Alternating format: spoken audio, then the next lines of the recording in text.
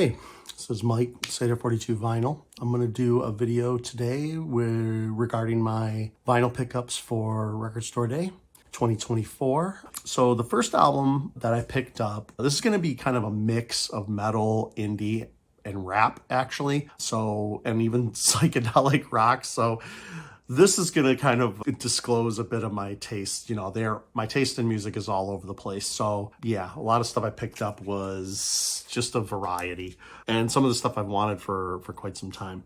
This album especially. This was, I guess, my number one.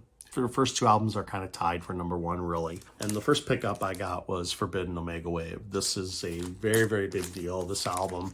This was the fifth album from Forbidden, and they had been on a hiatus for like, I don't know, 10 to 13 years or something like that. So they hadn't had an album out in a really long time. But this album was kind of a return to their old style of, you know, Forbidden Evil era, Twisted into Form era. It's definitely not the exact same. You know, there's a progression here. The songwriting is a little bit different, more complex, I would say, but still the riffing is good.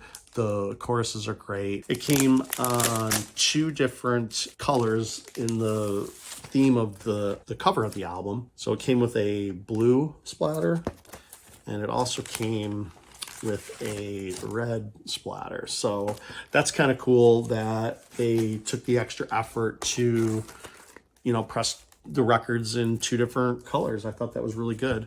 It comes with a insert that has band photo of the band at the time, and also he wrote a whole, I guess, dissertation here about the album, you know, and what it took to get it made, and, you know, his experience in making a Forbidden album after 13 years. And this was the final album that Russ Anderson sang for Forbidden.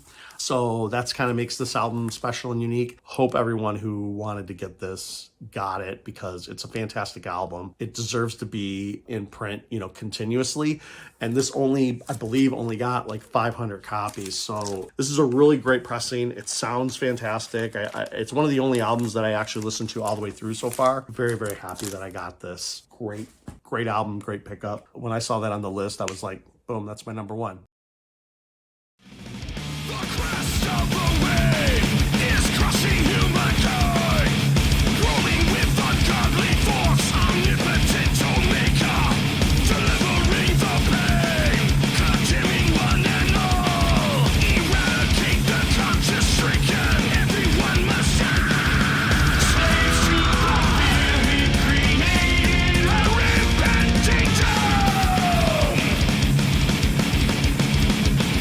Avoiding the warning, we turn a blind eye to the truth.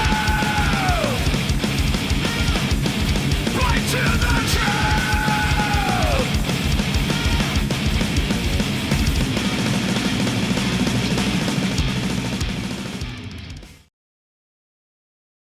Now, my second number one is a band that I feel kind of embarrassed that I didn't know about because of my love for the power pop genre. If you haven't watched my power pop 1 through 3 videos, power pop and 30 albums, I recommend to watch my videos, right? That's why I make them, kind of. Hopefully other people watch some of them. They're still getting comments, which I think is pretty awesome. So this album I learned about in a very interesting way. I was cutting the grass, and I just started cutting the grass this year.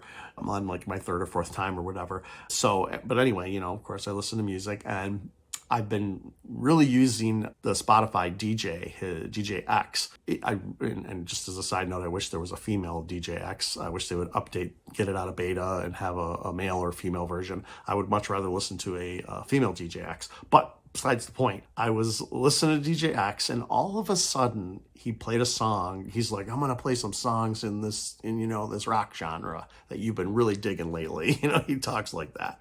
So he played this song, and I'm like, I had to stop cutting the grass. I was like, what is this song? It's amazing. It was some of the best power pop that I had heard in a long time. And it was just, it felt fresh, it felt new, but it also felt old. So I was like, what is this band, this hidden band? And come to find out, it's a band I had no idea existed. And it's the Tinted Windows. And this is Adam Schlesinger from Fountains of Wayne, James Eha from Smashing Pumpkins, Taylor Hanson from Hanson, yes, that Taylor Hanson, and Ben E. Carlos from Cheap Trick. So it's kind of a super group that I had no idea existed, and it's actually here on the label here. Issued for the first time on vinyl. Includes 2 bonus tracks. So this is basically everything they recorded. And I just read this on the Wikipedia, so I think it's pretty funny that they have the quote from Entertainment Weekly here. And everybody who's a Power Pop fan is going to get this. It's a hook-riddled, fast, and ephemeral. And if you don't love it, your tie's too wide. This album is fantastic. It's excellent.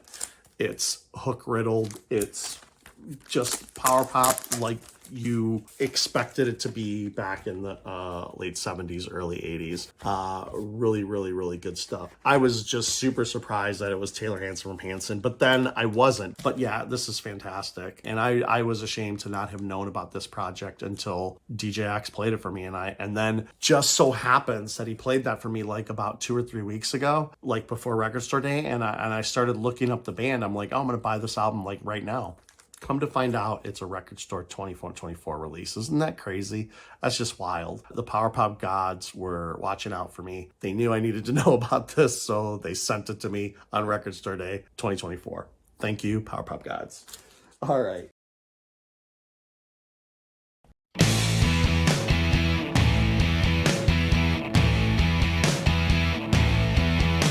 I got love if you want it. Say the word.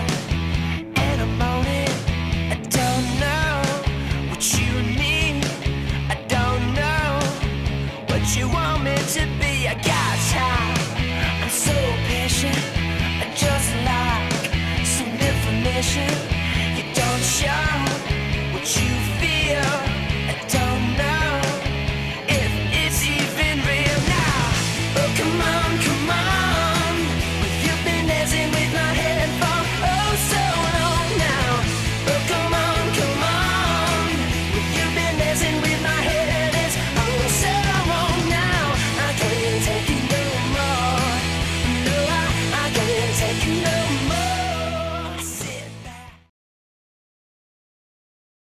The next album I picked up, now I have an original press of this album, and I really, really love this album. It's not in my top 10 of all time, but it's close. It might be in my top 20 of all time. It's such a really, really, really, really good album. It's one of those albums where just play it, turn it over, play it, turn it over, play it, turn it over. It's just constantly amazing. It's an emotional album to listen to for me sometimes. You know, it just has that, sound to it where you hear the lyrics and you hear her singing and you're just like, oh, I get it. You ache. And that's the Kristin Hersh Hips and Makers. This is a 1994 album. This was actually pressed originally in 1994, but then it was also repressed once by Music on Vinyl. And then now there's this, I believe this is 4AD who did this pressing, which is awesome. But what's cool about this is it says it's the 30th anniversary, which 94, it is accurate. And it comes on this kind of like a teal colored vinyl or blue. What's cool about this is that it comes with an extra album with bonus stuff. So I've never heard any of this bonus stuff yet. I haven't actually listened to this all the way through yet on this particular version. So I'm very curious to dig into the extra stuff. Yeah, this came in great packaging, gatefold. It came with 2 inserts, printed inserts for both albums, which is really great. One reason that this album did kind of good was it had the single called Your Ghost, who Michael Stipe sings kind of backup vocals. It's almost kind of like a duet in a way, but yeah, he sings on the song Your Ghost, and it's, it's obviously him. It's not just backup vocals, it's not just kind of him buried in the mix. His vocals are right up front. You recognize them, and it's almost kind of like a duet but he's kind of complimenting her singing. It's not like they're singing back and forth. But it's a really fantastic song, and there's just some really, really sweet songs on here. There's a song on here called Me and My Charms that I just love that song. sometimes with the melody and the lyrics, they just hit you. And this album does that for me. It's fantastic. And, you know, I really wanted this album on vinyl for a long time, and I did get it because I do have an original press from 1994. So I do have it. I'm kind of glad to have this with the extra material, and I'm very excited to dive into this album again. Like I said, it's one of my favorite albums. It's such a beautiful album, really. I mean, beautiful is just a great way to describe it. I think last night you were driving circles around me. I think last night you were driving circles around me. I think last night you were driving circles around me. I can't drink this coffee till I put you in my closet. Let him shoot me down, let him call me off. So those were kind of my 3 picks that I really wanted. Like, I could have just bought those 3 and been, you know, completely happy. But I did pick up some other stuff. So this is kind of like the rest. So I picked up the In This Moment. This is A Star-Crossed Wasteland. This album, I've had to listen to it a couple times before it started to hit me, you know, before I started to kind of, I started to get it kind of. I really like In This Moment. I like Beautiful Tragedy, and I like Blood. Those are the 2 albums that I really like, and those albums hit me immediately. This album, not so much, but the more I'm listening to it, it's kind of growing. I do like In This Moment. I like this style of metalcore. Yeah, I just kind of enjoyed this almost more so recently, because first couple times I listened to it, I was like, I'm not sure, but I still picked it up, and I'm going to keep giving it some spins and see what happens. You can never know what it is you do to me. What it is you tell me.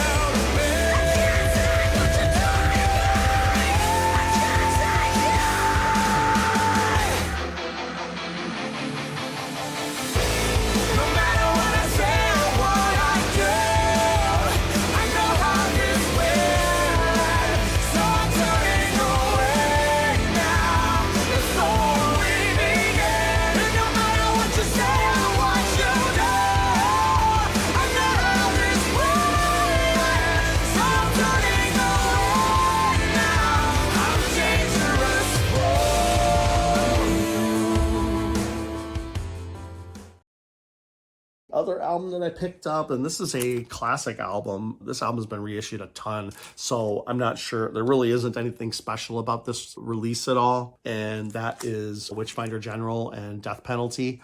This just came in red. That's pretty much all that's really special about this. This is a Sabbath kind of band that came out in the 80s. 1982, this album came out, and it influenced a lot of doom metal, more modern doom metal. You know, of course, Sabbath did too, but, you know, this was one of the early bands that you could say was a Sabbath worship band. You know, like, they took direct influence from Sabbath. This album became incredibly popular because of that in the metal scene. So, yeah, this is a good album. It's just been repressed a ton, so it's not really that hard to get. So I don't know that this was necessary for a record store day, but I picked it up. I didn't have it yet, so.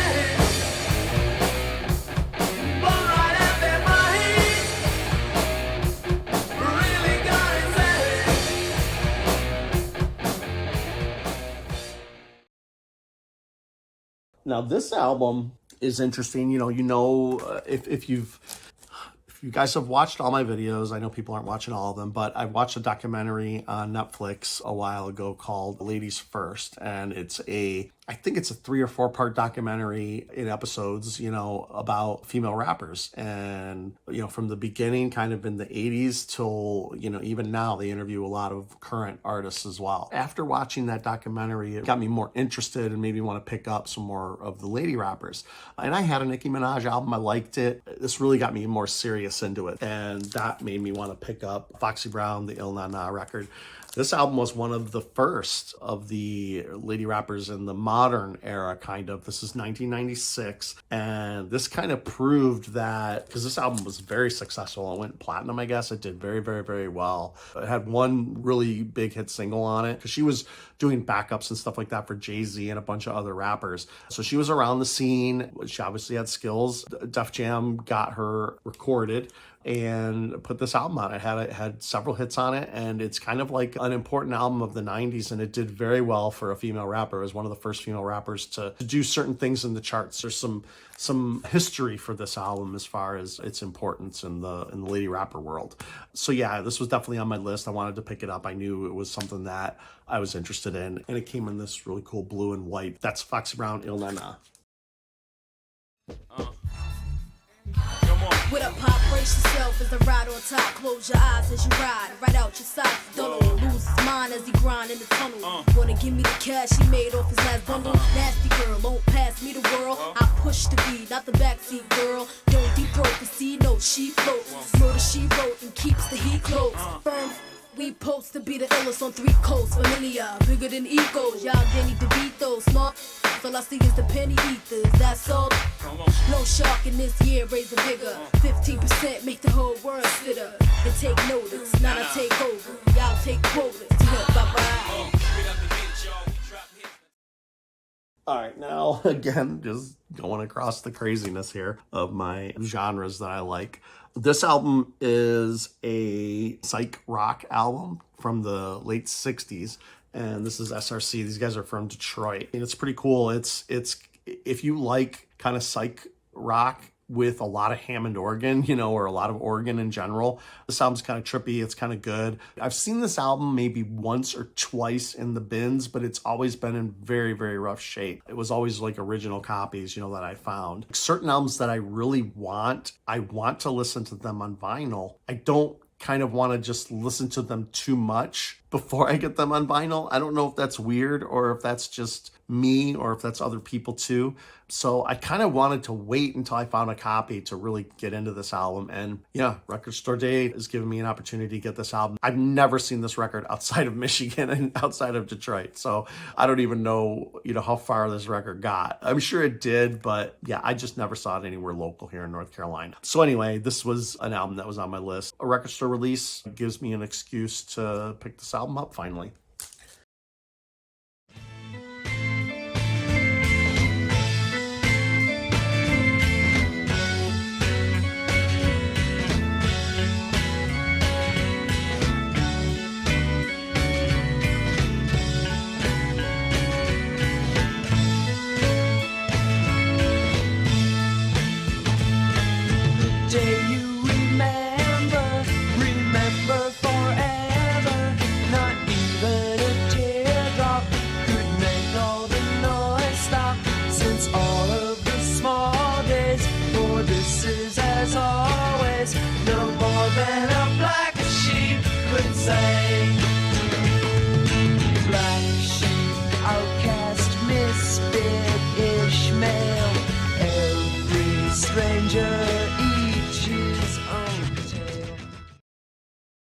Finally, yes, I know this album is not a Record Store Day release, but it did come out the day before. And even though this wasn't a Record Store Day release, this album helped a lot of stores get a lot of people in the stores. And I think that that's great, regardless of what anybody thinks about Record Store Day, how it's run, how stores get their records, the allocations, all the complaints the biggest thing that Record Store Day does is it gets feet through the door of a lot of independent stores that will never see that much traffic in a single day ever. So, even during Christmas, they probably won't get not even that many people in a single day than on Record Store Day. So, with all the hassles and all the craziness and all the politics of it, that's the one thing that Record Store Day does. And that's also something that this artist does. Now, whether you hate this artist, whether you don't care, whether,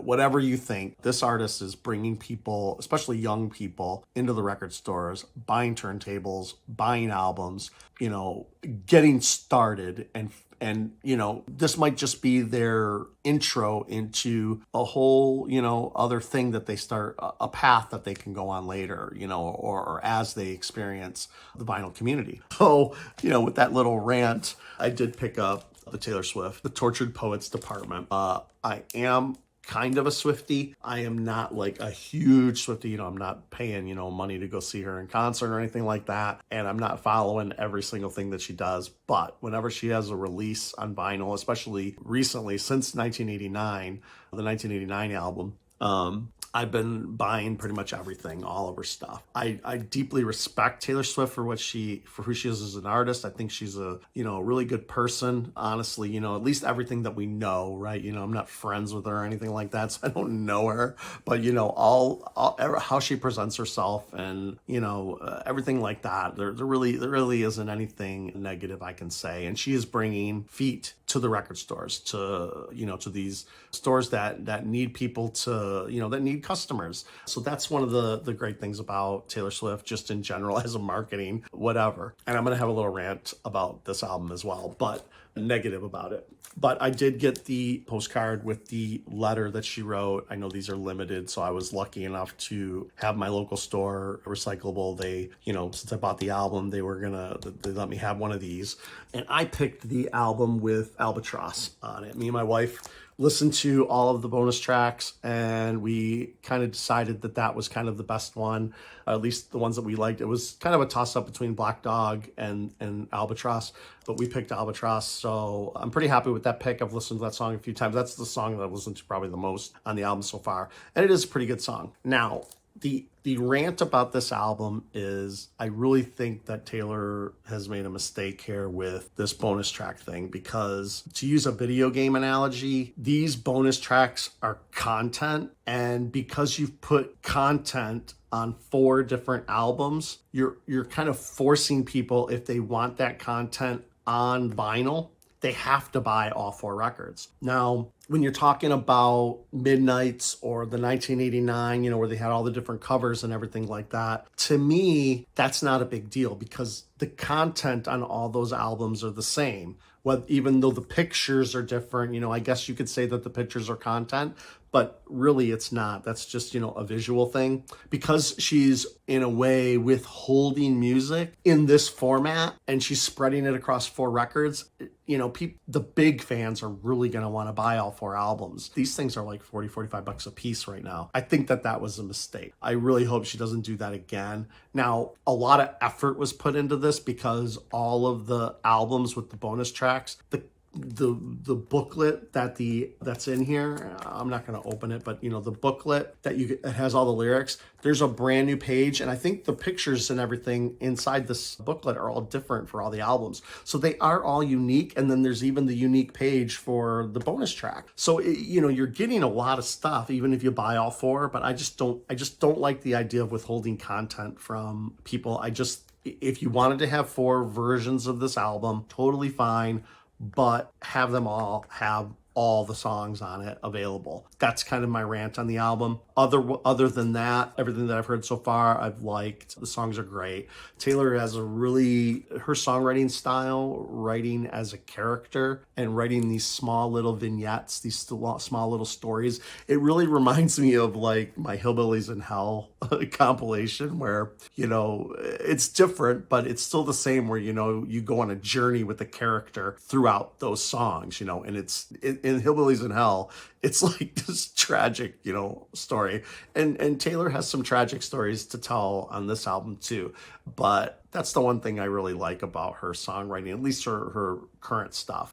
She really likes to write these stories through a character. And it's interesting, even just as, maybe listening to the songs with the lyrics once, it is kind of fun because it's almost like watching a bunch of short movies, that you get to kind of experience. And even if you don't like the music, I think it's worth listening to. And they're funny sometimes, they're sad, they're tragic, they have all kinds of ups and downs. So I think that's what I enjoy listening to this album. That's what I get out of it anyway. So that is the Taylor Swift release that came out on the 19th, which was the day before Record Store Day. But I know a lot of people were hitting the stores on the 19th and were like, oh shit, Record Store Day too. So I am, from the people that I talked to at the stores, at Recyclable and at Lunchbox, I think they were busier than ever. I mean, I went to Lunchbox noon Saturday, which was 4 hours after they had been open, and there was still a line, a small line, but people were still lined up. Like, the store was packed, so they couldn't let everybody in yet because there were still too many people in there shopping. So it was an interesting Record Store Day. I think it was very good. I think it really helped the stores, hopefully, and even with the inconvenience of getting records, not getting records, all that kind of stuff. In my opinion, I still think that Record Store Day is good, and we do get, I think a lot of these reissues, maybe they would happen, but I don't know. It's hard to say for sure if they would happen unless there was a Record Store Day. So I think Record Store Day is fun. I enjoy it, and those are my pickups, and hopefully you enjoyed the video. Thanks. Bye.